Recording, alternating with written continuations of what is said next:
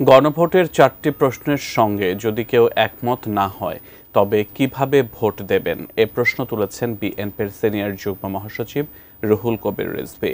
শনিবার রাজধানীর শ্যামলী পিসি কালচার হাউজিংয়ে বেতার শিল্পী আফরোজা নিজামীর বাসায় আমরা বিএনপি পরিবারের পক্ষ থেকে আর্থিক সহায়তা দেওয়ার পর গণমাধ্যমের সঙ্গে আলাপকালে একথা বলেন তিনি।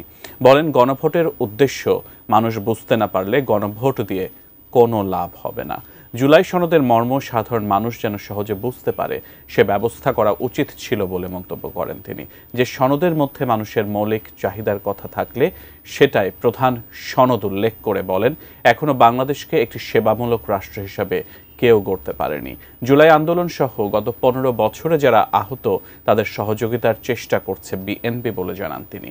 বলেন, ফেব্রুয়ারি নির্বাচন যেন সুষ্ঠু ও সুন্দর হয় সে ব্যবস্থা এই সরকারকে করতে হবে।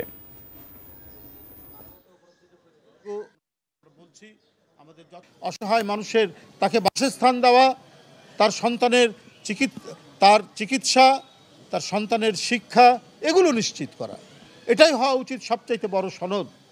আমরা পিয়ার না গণভোট এইটা নিয়ে আমরা কথা বলছি। গণভোট আমরা যেটা দেখলাম যে 4টা প্রশ্ন আছে, সে 4টা প্রশ্নের উত্তর দিতে হবে, হ্যাঁ বা না।